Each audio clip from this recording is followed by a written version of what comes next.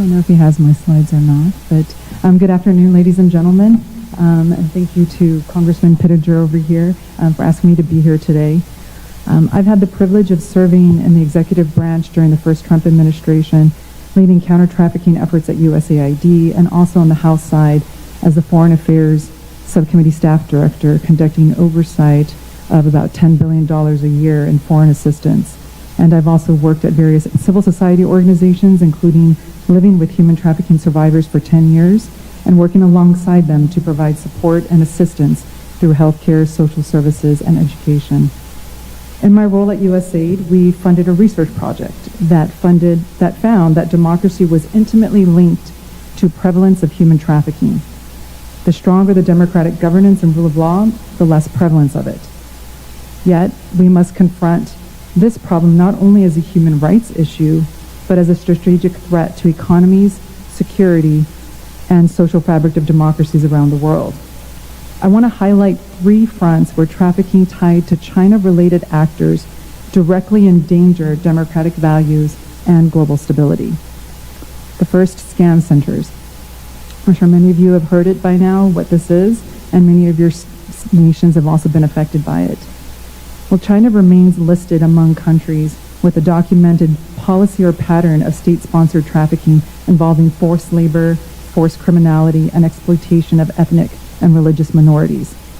This includes forced labor and forced criminality tied to online scams, fraudulent jobs, and web-based fraud schemes, often involving trafficking victims coerced into cybercriminal operations abroad. These scam center operations do more than exploit individuals that they're targeting, but they also turn trafficked human beings into tools of cross-border crimes, cyber fraud, money laundering, and financial destabilization. And, as you know, the profits are funneled through underground networks, often linked to state-affiliated criminal supply chains. When human trafficking fuels these cyber fraud and state-linked criminal economies, it becomes a direct threat to global financial and national security. So the UNODC recently estimated that hundreds of industrial-scale scam centers are generating just under $40 billion in annual profit. And recently, the U.S. Treasury Department also estimated that Americans lost at least $10 billion in 2024 alone from Southeast Asia-based scam centers using forced labor and trafficking. So this is a good case study when thinking of transnational organized crime. These scam centers are thriving in border areas, particularly in special economic zones where the laws are a little bit loose. Some of these places I have visited myself. These places include Cambodia, Laos, Myanmar, as well as in Nigeria, Philippines, Brazil, and Peru. These areas have been reported through UNODC, as well as through even U.S. Congress, also been reported through the U.S. Institute of Peace. People are trafficked from China, Vietnam, Ethiopia, but also from North America, South America. And these scam centers, these Asia-led scam centers, have expanded geographically to almost every region in the world, while also the involvement of criminal groups have also expanded. So what does this mean to all of us? Well, as we know, we've all been affected by this in one way or another, and the governments need to be prepared to respond, because this affects both online markets, money laundering networks, stolen data products, malware, and artificial intelligence, which make it easier for this crime to continue to rise and also to easily adapt to crackdowns. So these Asian crime syndicates, as the places I mentioned, they do tend to thrive in places where law enforcement and banking are vulnerable. Methods include false romantic ploys, bogus investment pitches, and illegal gambling schemes. I can't tell you how many times just in casual interactions at events, and even just recently during this weekend, I run into people who know someone, often a family member, who has been scammed. While this matters, so why does this matter strategically for us? As I said, the government does need to be prepared to respond to this. The way the U.S. government has responded is through sanctions of specific individuals as well as entities. Another way that malign influence like China has supported destabilization of security, economies, and democracies is through the critical mineral and metal supply chain. The U.S. government has a good case study for how to respond to it. In the recent, as many of you probably are aware of, the Washington Accords for Peace and Prosperity between Rwanda as well as DRC, Democratic Republic of Congo, and the United States. This is a good case study, as we have seen, as global demand for critical minerals has intensified over the years. We have seen that nations like China basically have a monopoly on it, particularly in places like DRC, where they have taken over the cobalt mining industry. And in doing so, we have seen where there has been child labor and forced labor, in addition to fueling of other corrupt officials, as well as regional instability. So this particular endeavor is really groundbreaking in the sense that, and it's historic, because it does provide the opportunity to provide a model for responsible sourcing, good governance, and human rights compliant supply chains. This is an opportunity to dismantle forced labor supply dependencies and prevent coercive exploitation linked to state-sponsored resource extraction. So it's also a very strategic way to ensure mutual national interests, including security and economic interests, as well as, of course, protecting of human rights. As global demand increases for these minerals and materials, as we know, this affects batteries, clean energy, high-tech manufacturing, so does the risk for forced labor remain apparent, as this is very deeply embedded in supply chain, meaning that some made-in-China goods may be tainted by human rights abuses, even if companies claim compliance. As we all know, it's very complex and very difficult to try to enforce clean supply chains, but there are opportunities in front of us, and opportunities to work collaboratively on that effort as well. Because supply chains are international and often opaque, even countries with strong human rights standards can become easily complicit indirectly, unless they enforce strict due diligence and sourcing laws.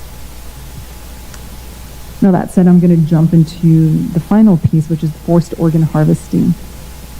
Because of the secretive nature of this industry and because Chinese authorities deny or suppress transparent investigation, there is no reliable public estimate of total profits derived from it. But academics and human rights groups, as well as even U.S. Congress, have provided reports, and even international organizations have provided reports, whether it's testimony from individuals who have survived this, or whether it's from even doctors who have performed this.